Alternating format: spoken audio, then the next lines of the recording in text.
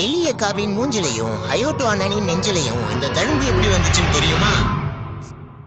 சொல்றேன், மக்களுக்காக சொல்றேன்.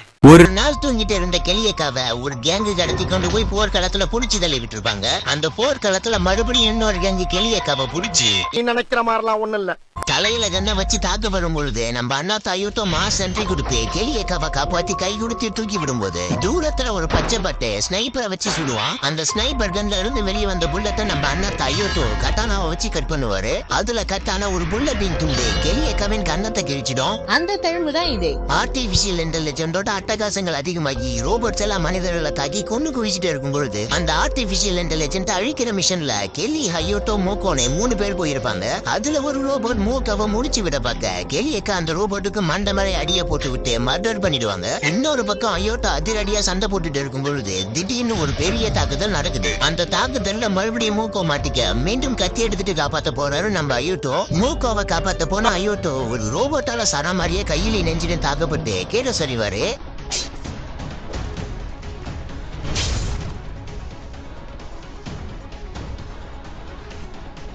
அப்படின்னா உங்க ஹீரோ தோத்துட்டானா? தோத்துட்டான்.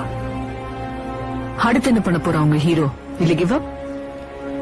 அவ்வளவுதான், எல்லாமே முடிஞ்சதுன்னு நினைச்சிட்டு இருக்கும்போது ஏஜென்ட் டீனா மாதிரி என்ட்ரி கொடுத்த மூக்கோ பிஸ்டலால ரோபோட்டை போட்டு தள்ள இந்த பக்கம் அயோட்டோவின் ஆல்டர் ஈகோ வெளிவந்து வெறித்தானம் பண்ணிருப்பாரு. காயப்பட்ட சிங்கத்தோட மூச்சு கர்ஜனையோட பயங்கரமா இருக்கும்.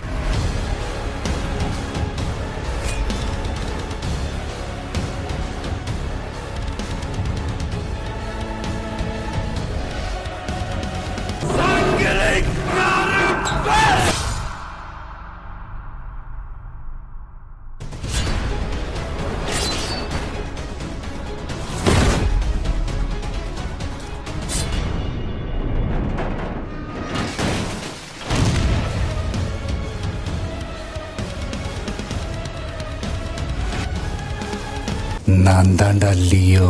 இந்த அதிரடியான சண்டையில தான் அயோட்டோவுக்கு இந்த வீர தழும்பு உருவாயிருக்கும்.